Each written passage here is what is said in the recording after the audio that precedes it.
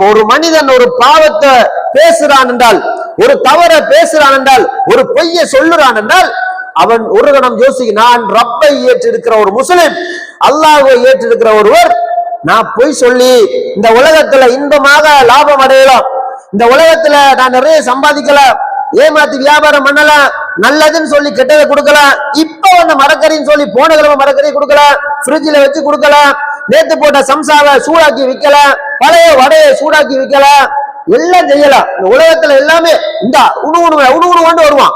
பஸ்ஸுகள்ல பாருங்க, முஸ்லீம்கள் இருக்கிற பகுதிகள்ல ரஸ்ன பெட்டிங் உணவு வடைன்னு வருவான். வாங்கி தின்னீங்கன்னு கேட்டா அதை பெரிய புல்டோசர் போட்டு அடிச்சு உடச்சு நம்பி தின்னணும். அந்த அளவுக்கு கல்லா போய் 2-3 நாளா பொறிச்சிருப்பான். முதல் நாள் பொறிச்சது சாஃப்டா இருக்கும், 2வது நாள் பொறிக்கும் கொஞ்சம் நல்லா முருகி போயிடும், இன்னும் கொஞ்ச நாள் பொறிச்சா கல்லா போயிடும். அதை போட்டு உணவுவான்னு விற்பான். என்னது வியாபாரம்? உலகத்துல வாழ வேண்டும் என்பதற்காக வேண்டி பொய் சொல்லி அவன் ஏமாத்துறான். இந்த ஏமாத்தும் போது ஒரு இறை விசுவாசி எப்படி நடந்து கொள்ள வேண்டும்?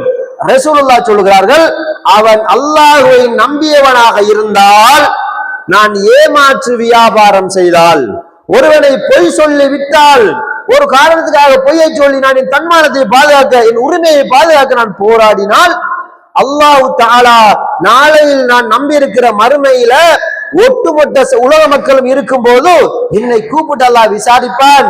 அந்த விசாரணையில் நான் சொன்ன பொய்க்காக அல்லாஹ் என்னை மறுமையிலே தண்டித்து விடுவான் என்கிற அச்சம் வர வேண்டும் என்பதற்காக வேண்டித்தான் அல்லாஹ்வுடைய தூதர் சொல்கிறார்கள், அல்லாஹ்வையும் அவன் படைத்த மறுமையை நம்புகிறவர்கள் மறுமையில தண்டனையை பயப்படணும்.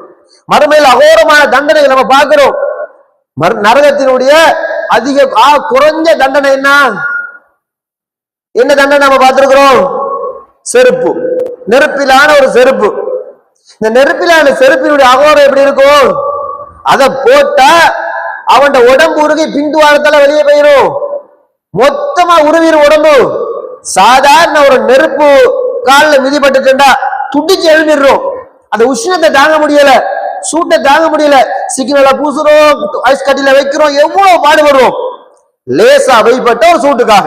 அதுவும் ஒரு பகுதி, ஒரு விரல் சுடுபட்டதுக்காக வேண்டி துடிச்சு போயிடுறோம். அல்லாஹ் மறுமையில கொடுக்கிற தண்டனையில நரகத்தினுடைய அதை விட குறைஞ்ச தண்டனை இல்லை. அதுதான் முதலாவது, 2வது, 3வது போகுது. அல்லாஹ் எப்படி சொல்ற? அந்த முதலாவது தண்டனை குறைஞ்சபட்ச தண்டனை நெருப்பிலான செருப்பு, அதை போட்டாலேயே உடம்பு உருகி பிந்துவாரத்துல வடியும் என்றால் யோசிச்சு பாருங்க எவ்வளவு அகோரமான தண்டனை. இந்த தண்டனையை ஒருவன் சிந்தித்தால் அவன் போய் சொல்ல மாட்டான்.